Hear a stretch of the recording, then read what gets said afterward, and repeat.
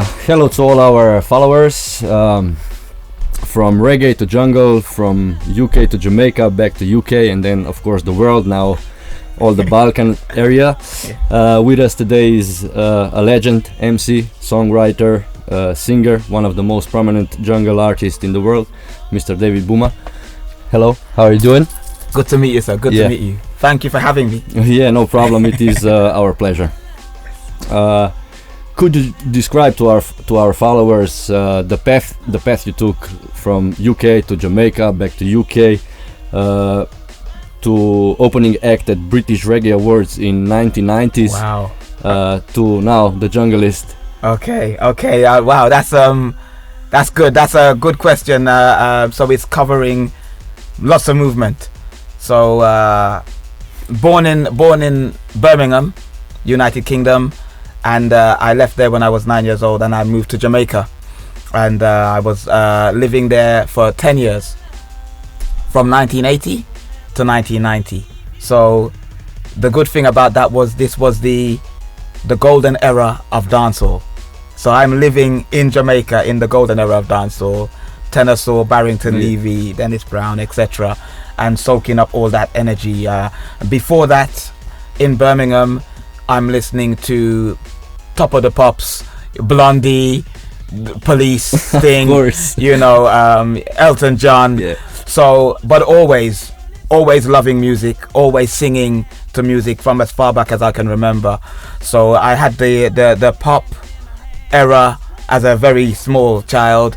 Then I had the reggae and the dancehall era from 10 years old up to teenager, and then I come back to the UK at 19 years old, and when I've come back to the UK, I'm singing in dancehall. I'm singing dancehall. I was singing on sound systems from 14 years old in Jamaica. And so that was the journey, and then jungle happened in 1993, which was a big change again. So yeah. Perfect. Do you remember your first jungle track? What persuaded you into this music, and later, of course, now your career? Okay, so how did I get into jungle?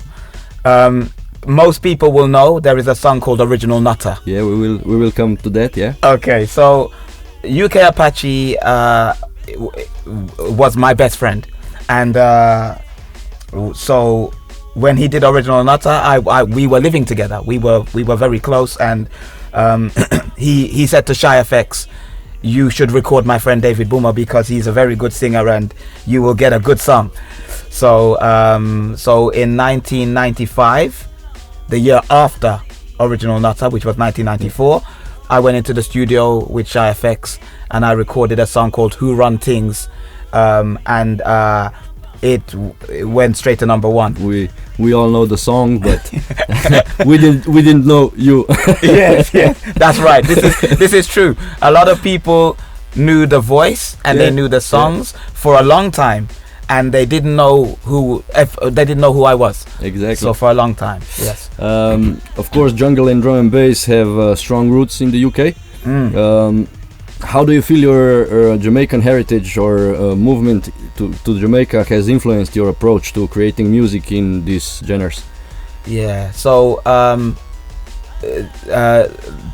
so jungle is definitely foundation in the UK, but jungle draws on reggae, dancehall, hip hop, rare groove. It draws on lots of different genres. And the reggae and the dancehall influence was very, very big influence in jungle back in 1993, 94. And I have a lot of the reggae dancehall influence in me because I lived in Jamaica for 10 years. So, and a lot of that is I have brought into the jungle and into my music. Yeah, it's sounds just like that, of course. Yeah. Like we said, you were the most unknown famous person on the scene. Many number one tunes, and then 10 years passed or more. Why do you think people didn't know you, and what was the turning point when finally the voice, when the voice got the face? Okay, this is a difficult question. I think, if I'm gonna be honest, that it's multifaceted. It's not just one thing. Number one, I don't think I've ever been very pushy. Like, you know, some people, they push for their career. Yeah. They For no the matter fame, what, for the glory, yeah. yeah, no matter what, I have to. And I've never been like that. But I love to sing, and I've always loved music. So I wasn't really forcing my career and pushing my name out there for people. And so I was just a producer. Somebody may, if they know that I can sing, somebody may, could you come and sing for me? And I would go and sing, and then I would just go home. I wouldn't go to the clubs or the raves or try to get on the mic, or so I'm not in. Nobody knows who I am. Only people who know who I am is the producer that's recording me. Yeah. So there is that, and then also there is the fact that I feel like the producers that I was working with, they weren't really trying to push me out, or for me to be recognized. So if I'm not pushing for myself to be recognized, and they're not pushing for myself to be recognized, then I'm not going to be recognized. Sure. So all people are hearing is the voice, but there is no image behind the voice. And it was like this for a long time. And the turning point was, I think, maybe 2009. So this is a long time after. That's more than 10 years, I think. Yes, I've already had 7 number ones in jungle and drum and bass, but people still don't even know my name. The turning point was when I decided I want to make an album. And now I'm pushing. Yeah, of course. And that was my next question. Why did you wait for so long until you said, I need an album for my own? Yeah, I think the reason why that happened was because I know that music is my first love. I have always, I think, above everything, music has been, you know, I cannot remember a time when I haven't been singing or when I haven't loved music. So I ended up having a career as a youth worker, working with young people, supporting them, and this kind of took over my life. I was doing this more and music less, and I was still occasionally getting asked to come and record. I've made a rhythm, can you come and record? And I'd be okay, and I'd go and record and then go home. And then I feel like I reached a certain level in my youth work. I had achieved a lot. I had done a lot of things, and I thought, I've given so much to youth work, and I've never really given the same energy to my music. And people say, you know, you can sing and you could be bigger and you could go further. And I thought, you know, maybe I'm gonna take my foot off the gas of the youth work a little bit, and push the music, you know, because I know I love it so much. And that's why I decided. And we are really glad you did that. Of course, I hope you remember the tune, Where Do We Go From Here? Oh yes, definitely. Special. It is a little tune from you and on your debut album. Yes. And it has a little bit of Slovenian flavor in it. Of course, our friends Roots.in-Session did the production. Yes. Basically, we are celebrating 20 years of Roots.in-Session. Yes. And 10 years of your album. Yes. So it's kind of double anniversary. Yes. How did you meet? How this link up with Roots.in-Session came? Yes. Just before I go into that, it's also 30 years of jungle. Oh, true. Right. So it's 30 years of jungle, 20 years of Roots.in-Session, 10 years of One World Many Cultures, and it's also 50 years of hip hop. This year. So it's like there is lots of anniversaries. One more. Sorry, I'm throwing all these things in. It's also 30 years of V Recordings, the label that my album came out on. I didn't know. I didn't know that. It's 30 years of V. So many anniversary celebrations happening at the moment. But to go back to your question, how did I meet Roots.in-Session? And I'm trying to figure out, and I think Roots.in-Session, they got in touch with me because they wanted to bring me to Slovenia for a show. I think it was in 2012. Yeah, I think so. And Gala Hala. Yeah. And so they got in touch, and they were I just automatically felt very comfortable with Fu and Pierre, and I came over. The show was amazing success, and we stayed in touch. We stayed in touch, and I at the time I was still putting the album together, because the album took about 3 years to make. And I think I started in 2009 and the album came out in 2013. So maybe at this time, maybe 2012, I was looking for producers for the album, and they sent me the music, and I played it to Brian G, who runs V Recordings, and he said yes, I like this. So I recorded the song, and we have been connected, of course, ever since. Yeah. And I have to give a special shout out to Roots-in-Session, because I don't think there is any production group that has supported me more than these two guys. Wow. I swear, every time I have a release, they play on their radio show, they post on their social media. They are like a big part. We are brothers now. Yeah, of course. I mean, yeah, they are good guys, and of course they make terrific music. So yes, like we said, it's not your first trip in Slovenia. What do you remember basically from your last visit? Is it different now, or? Okay. So the difference now is, last time I don't think I got to see Slovenia. It was very quick in and out. But this time I think I've been here for 2-3 days. Tin, Fu's nephew, he's shown me around Ljubljana. We went on bicycles. We rode around for like 4 hours. Oh, nice! And he showed me so many things, and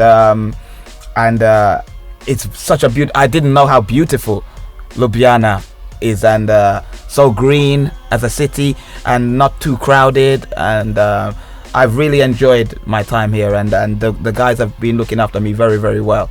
So it's a beautiful city. Not many artists have the time or take the time to see the city they're playing in. Yes. And of course, it's lovely to hear that you liked it here.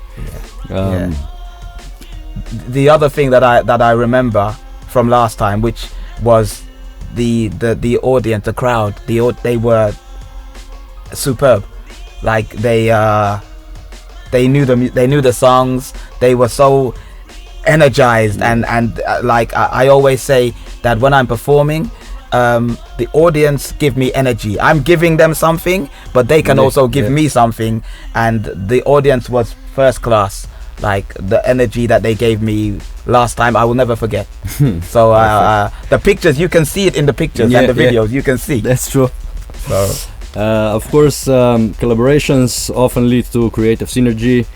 You collaborated with so many people, to name a few: Benny Page, Kongonati, of course, Shy FX. Yes. Are there any artists you'd love to collaborate with in the future, and why?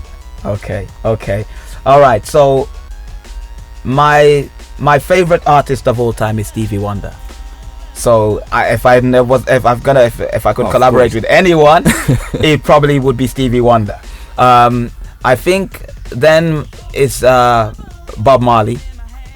So again, but there is a young man by the name of James Blake. Oh yeah. And quite different. His music is quite different.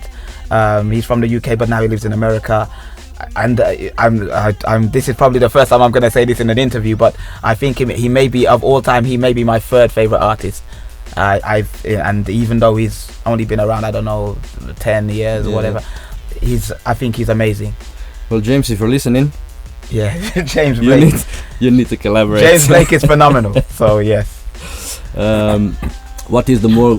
I mean, in your music career, I bet you know a lot of things happen. You see a lot of people, stages. Yes. What is your most memorable thing that you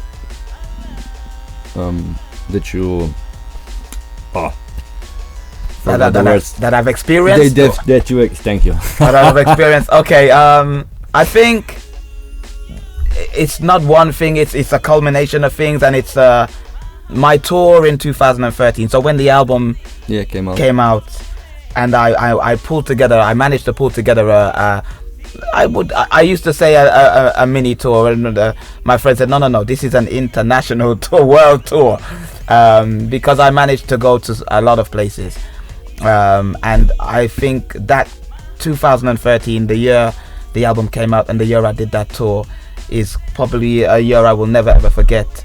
I went to New York, LA, Guatemala, Russia. Wow. Went to Lithuania, Germany, Toronto,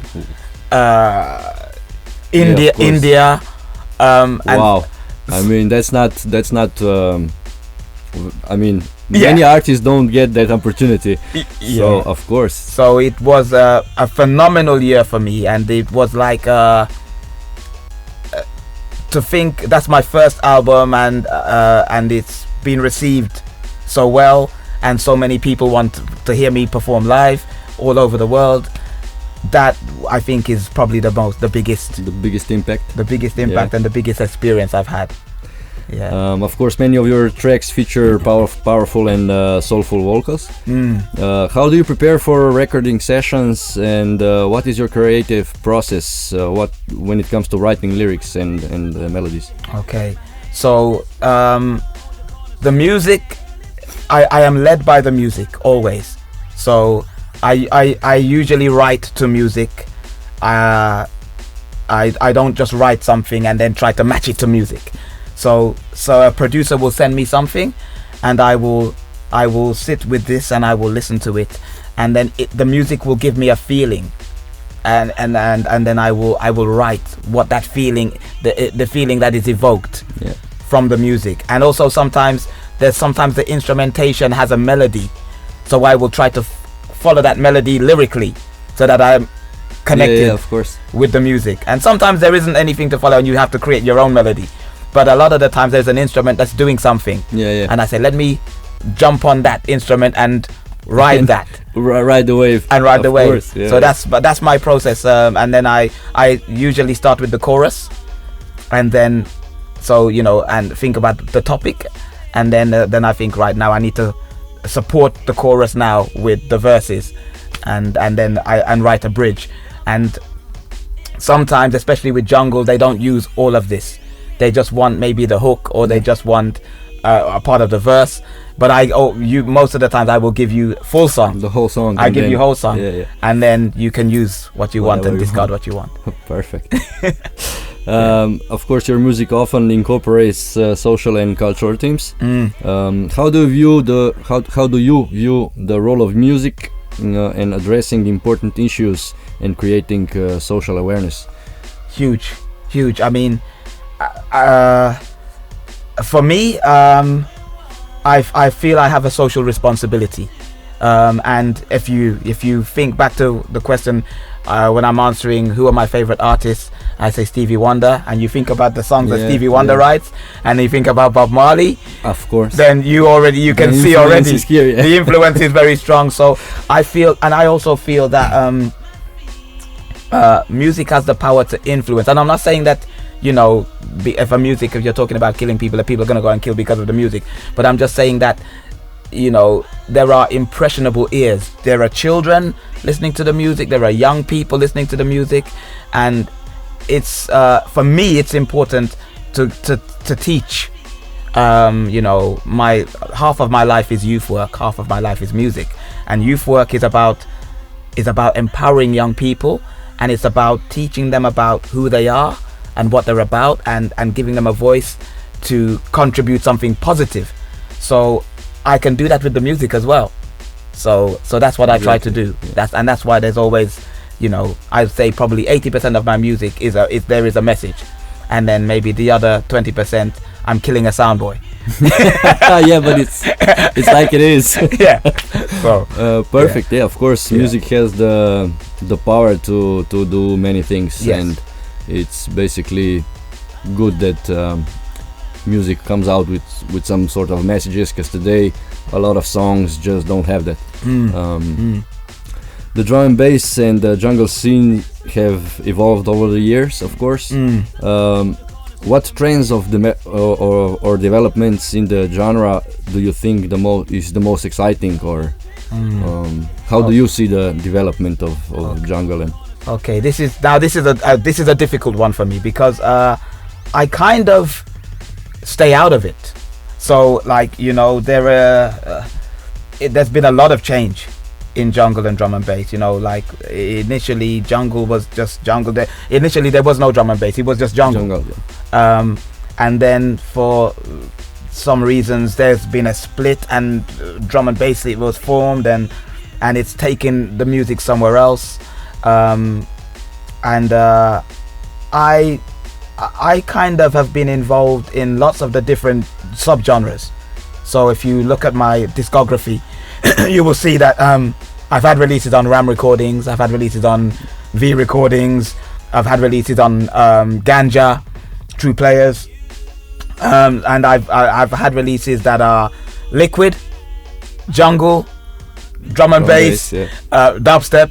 So I'm happy to work across the different genres, but I just do what I feel. If I feel it, and whatever the genre is, if I feel it, I will do it.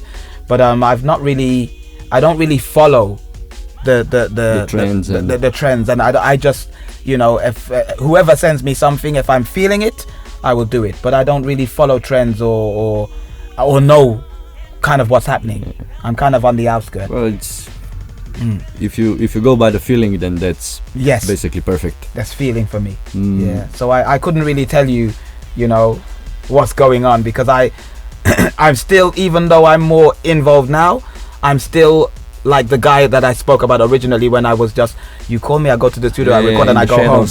I don't really know what's going on. I don't really go to the raves and party and see all of the trends. I just do my job. Even when I go to the shows and stuff, I go there an hour before my performance, I sit down very quietly, I wait for my time, I go on stage, I perform, and then I go home. Nice. So, you know, it's professional. Yeah, of course. You know, you have to keep it that way if you want to be seen as a professional, of course. Yes. We are talking now. You almost finished your whole Balkan tour here. Yes. The last show is in Ljubljana. Yes. How was it? How did you see Serbia, Croatia, Pula, of course? What are your feelings from this tour? So it's been good, because first of all, it's the first time I've been to Serbia, and so that was interesting. And also I'm meeting some of the people that I've worked with online, never met them before. So let me get this right now. So in Serbia I met with not Šecho. Šeko was from Pula, yeah? He's from Pula, yes, and he doesn't even live in Pula now. Now he's living in Berlin. Yeah. But I met with, his name has gone out of my head. I need help. I know I need. Well, the guy from Serbia, yeah. I met with the guy from Serbia. We have produced a record together with Aries and Šecho and was it Dino? No. Yeah. So I think it was nice to get to meet, of course, the people that I've worked with, and I have not met them before. And it's nice to get to connect with the Serbia audience. So this was fun. And then Pula was more familiar, and I've been Pula before because Outlook Festival, I've performed there, and the people in Pula, they came out and they know the music. They know the music, man. So I'm gonna give a little shout out to the Pula audience. This was at Club Kotash with Scherzo. Pula Reggae.Si.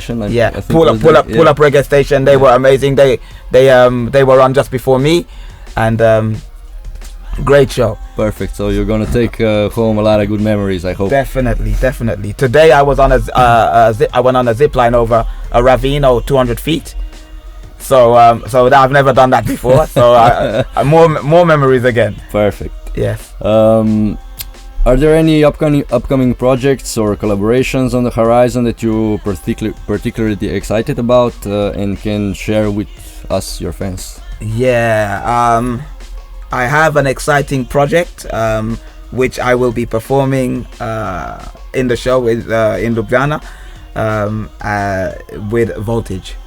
Perfect. And it's real jungle, real soundboy annihilation, and just like we like it. yeah. So it's good. So there is that, but there is also, I have a number of releases with my partner in crime, Navigator. We have a record label, ODT Music, and we've been putting out music now for about 2 years. So there is a lot of things in the pipeline. Also, there is our live band. We have a live band called First Among Equals. Wow. Navi and myself. The musicians are practicing very hard and getting learn all the music. Yeah. So we are gonna take that live. Gonna make live shows with live the band show and, with band, wow. everything. Perfect. So that's coming. Yeah. I got goosebumps. Yeah. Of course, looking ahead, what are your long-term goals and aspirations as an artist, and what legacy do you hope to leave in the world of music? Yes. So I would like to be remembered as someone that has contributed something meaningful to music, I think everyone that has purpose. Every life has purpose. I don't want to leave this earth without leaving a mark. And so the music is one of the things that I think I can help to make a mark, a very positive influence on people's lives, and also my youth work. I know that we're not talking about my youth work, but it's also a big part of my life where I feel like I can influence people in a very positive way, and more so than influence, it's more about empower. It's about getting people to realize their full potential, and giving them the confidence and the courage to step into their self. That's what I want to leave through my music and through my youth work. So I'm hoping that that's what I'm doing. And now I can vouch for that you are, of course. Yes. We love your work. Yes. It was an honor and a pleasure talking to you. Thank you for your time. Thank you for coming to us. Thank you for your shows, and of course, make music for a long time. Yes. Never stop and be good. Always be good. Yes. Always. Yes. Be you more. Be you more. Yeah. Perfect. Thank you very much. No problem.